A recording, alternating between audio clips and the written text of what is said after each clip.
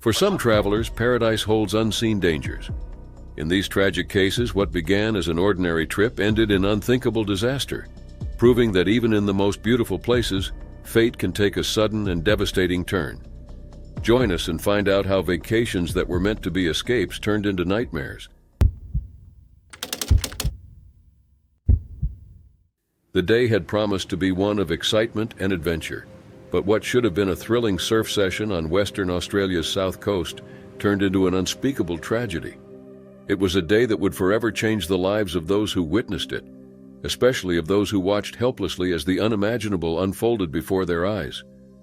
For Stephen Payne, a 37-year-old New Zealander surfing, had become a deep passion ever since his university days in Dunedin, New Zealand, and it remained a constant in his life even after he relocated to Geelong, Victoria.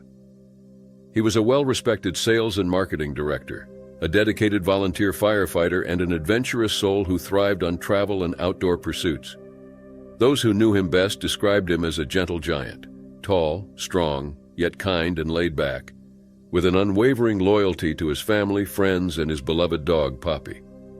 Alongside his longtime partner of 12 years, he had embarked on a 6-month caravan trip across Australia, eager to experience new waves, new landscapes, and the simple joy of life on the road. But 5 weeks into the journey, fate had other plans. On Monday, March 10, 2025, Stephen and his partner had stopped at Wharton Beach, a remote stretch of coastline known for its excellent surf conditions. Conditions were favorable, and Stephen, always eager to be in the water, paddled out into the surf. He was about 50 meters from shore in chest-deep water, accompanied by 2 other surfers. The moment was perfect until it wasn't. Without warning, a massive shark struck with brutal force, attacking Stephen. His screams shattered the calm as those on shore, his partner among them, looked on in horror, powerless to intervene. In the chaos of the attack, there was no chance for rescue, no opportunity for those nearby to do anything but watch as the water turned red. Within moments, Stephen was gone. The initial rescue mission quickly shifted to a grim recovery operation. Authorities rushed to the scene, closing off the beach and deploying marine search teams, but hopes of retrieving Stephen's body faded rapidly. A bystander, who had been flying a drone at the time, unknowingly captured the gruesome aftermath of the attack. The footage, shared with police, left no doubt about what had occurred. It showed an enormous amount of blood in the water, the predator still circling, and harrowing details that would remain unseen by all but investigators. Despite 3 days of intensive searching, Stephen's remains were never found. His surfboard, discovered floating nearby, bore deep bite marks that would later be analyzed in an effort to determine the species of shark responsible. But beyond scientific inquiry, the reality remained unchanged. Stephen was gone, and his partner, his family, and his friends were left to grapple with an unbearable loss. In the days that followed, tributes poured in from those who knew Stephen best. His family issued a heartfelt statement describing him as an incredible person, a man who cherished his loved ones, who had a deep appreciation for nature, and who had lived life with passion and kindness. They recounted how just a week before his death, he had surfed what he considered one of the best waves of his life, sharing the moment with a dolphin. Even in tragedy, they honored the principles he had lived by, stating firmly that he would not have supported a shark cull or any form of retaliation against the creature that had taken his life. Stephen's death was the latest in a string of fatal shark attacks off the Esperance coastline, a region that had seen 3 others in the past 8 years. Each new attack reopened wounds within the local community, reigniting debates on shark mitigation measures and the dangers lurking in Western Australia's waters. As the ocean returned to its calm facade and Wharton Beach reopened to the public, the loss remained a haunting presence. Stephen Payne had set out on a journey of exploration and adventure, seeking the freedom of the waves and the simple joy of the open road. Instead, he became another name on the growing list of those who had lost their lives to the untamed forces of nature. What was supposed to be one of the happiest times in Sarah Cusack's life, a period filled with anticipation for her wedding and the arrival of her first child, was cut short in the most unimaginable way. A random act of violence turned her future into a tragedy that no one could have foreseen, leaving behind devastation and unanswered questions. In February of 2009, Sarah, a 36-year-old woman from Savannah, Georgia, had spent years working as a chef aboard yachts piloted by her fiancé, Cheshire McIntosh, and the couple was eagerly awaiting the birth of their baby boy in May. Their wedding was planned for March, and they had envisioned a future together, sailing through the Caribbean, embracing their love for the ocean and each other. The two had met years earlier in Fiji, where Sarah had been vacationing and Cheshire was working at a sailing regatta. It was the start of a beautiful relationship, one that had led them to Puerto Rico in February 2009, where they intended to set sail for the British Virgin Islands. On the morning of February 4th, Sarah decided to go for a jog near a marina in Ceiba, Puerto Rico. Keeping up with her exercise routine had been important to her even during pregnancy, though she had begun to scale back on intense workouts. She asked a marina employee for a good 5-mile running route, but at some point she lost her way and found herself on a deserted country road. It was there that her path crossed with a man who would alter the course of her life forever. Eliezer Marquez Nevedo, a 36-year-old local man with a history of violence, spotted Sarah running alone. He waited for her with his car's trunk open, ready to ambush. As she passed by, he grabbed her and forced her inside the trunk, slamming it shut before driving away. Realizing the danger she was in, Sarah reached for her phone and made a desperate call. She dialed a marina employee, pleading for help and describing her abduction. The call was frantic, and the employee immediately alerted the authorities. Sarah also managed to contact Cheshire, her fiancé, from the trunk of the car. In those harrowing moments, she told him she knew she was not going to survive. She had always been a fighter, but in that moment she understood there was no escape. Meanwhile, authorities were attempting to track the signal from her phone, racing against time. Less than an hour after that final call, Sarah's body was found in a field. Her throat had been slashed, and her life, along with the life of her unborn child, was stolen in a senseless act of brutality. Not long after, police located Marquez in his Chevrolet Cavalier, stained with blood. He was still in possession of Sarah's phone, along with rope and strands of hair. Initially, he claimed the blood on his clothes was from a wounded horse, but soon after he confessed. The crime shocked both the local community and those who knew Sarah personally. Marquez was quickly charged with his many crimes. The case took on an even more chilling dimension when investigators discovered his mother had been convicted in 1992 for slitting the throats of 2 young children. With his history of violence and a previous homicide charge in 1995, for which he had been found not guilty, questions arose about why he had been free to commit such a heinous act. During his court hearings, Marquez showed little emotion. Prosecutors made it clear that there would be no plea deals. Justice would be served in full. In May, he pleaded guilty to all charges, and he was sentenced to 105 years in prison. It was a harsh sentence, yet for Sarah's loved ones, no punishment could undo the loss they had suffered. Cheshire, devastated by the tragedy, requested privacy as he mourned. Their home in Savannah had already been prepared for the baby's arrival, a nursery set up for the child that would never be born. Sarah's final moments, spent in terror but fighting until the end, left a lasting impact on all who knew her. The injustice of her death would never fade, but those who loved her held on to the memory of who she was.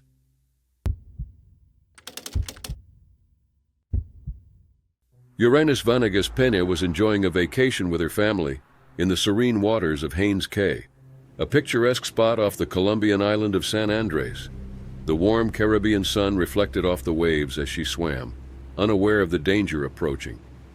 What should have been a carefree day in the ocean ended in unimaginable tragedy, a fatal accident that would send shockwaves through the region. Uranus 24 was a college student from Cajica, a city in central Colombia.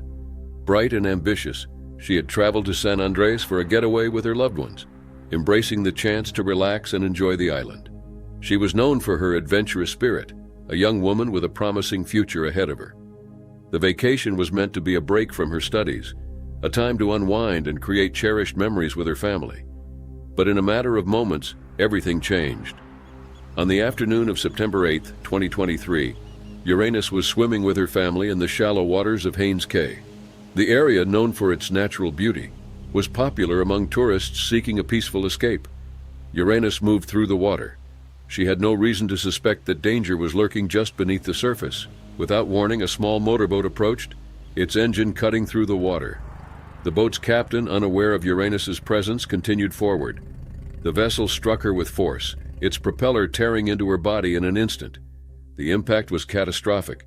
Her arm and leg were severed, the water around her turning red as she struggled. The surrounding swimmers reacted in horror, some screaming, others frozen in shock, as the reality of what had just happened sank in. The boat's captain, realizing the devastating mistake, immediately stopped and rushed to help. He pulled Uranus from the water and sped toward the nearest medical facility, Clarence Lind Newball Memorial Hospital. But the injuries were too severe. The blood loss was immense, and by the time she arrived, there was nothing that could be done. She had already succumbed to her wounds. The promising young woman who had set out for a joyful vacation with her family was gone.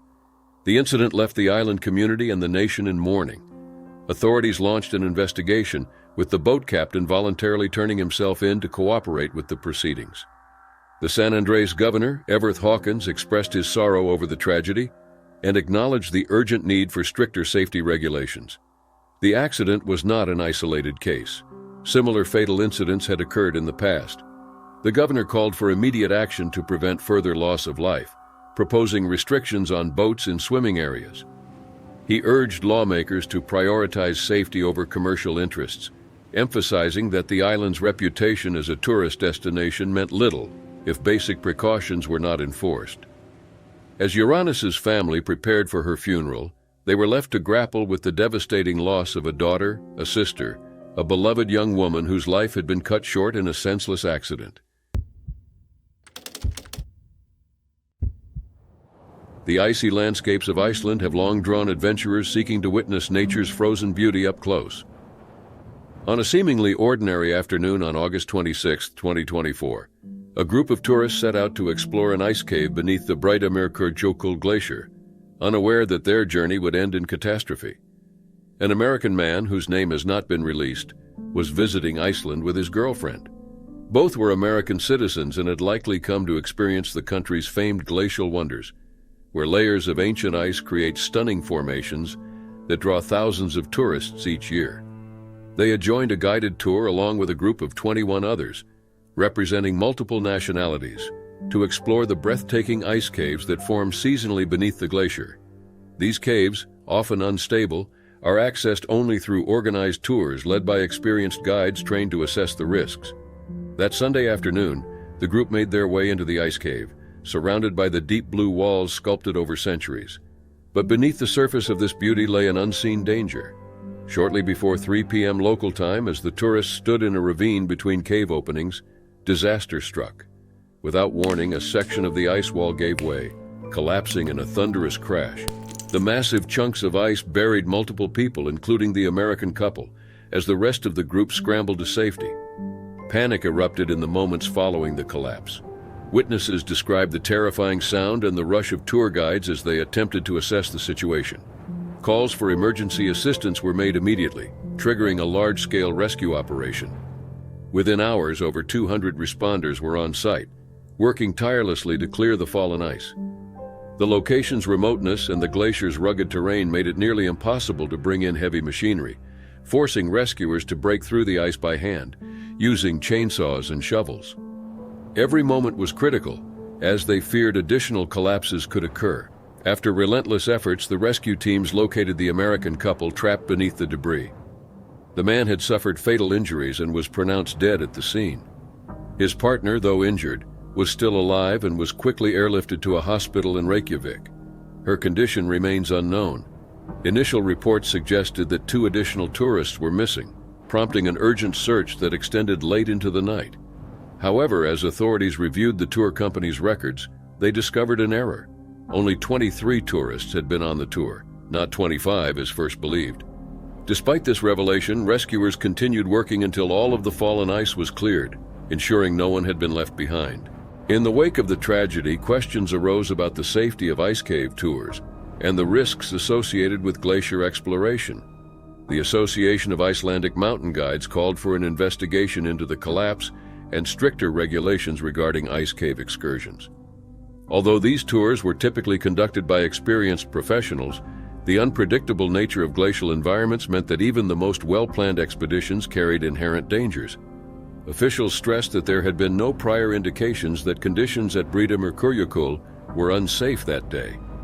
The caves remain a popular attraction, drawing visitors eager to witness their crystalline beauty. However, as climate change accelerates glacial melting, experts warn that the structural integrity of these formations is becoming increasingly unstable. The victim's identity has not yet been publicly disclosed, but his death has sent shockwaves through both local authorities and the international travel community. The United States State Department confirmed the incident and expressed condolences to his loved ones, offering consular assistance to the surviving woman. Meanwhile, Icelandic officials are preparing a report to review safety regulations for future tours. What began as a day of exploration and wonder ended in a devastating loss, a stark reminder of the unforgiving power of nature.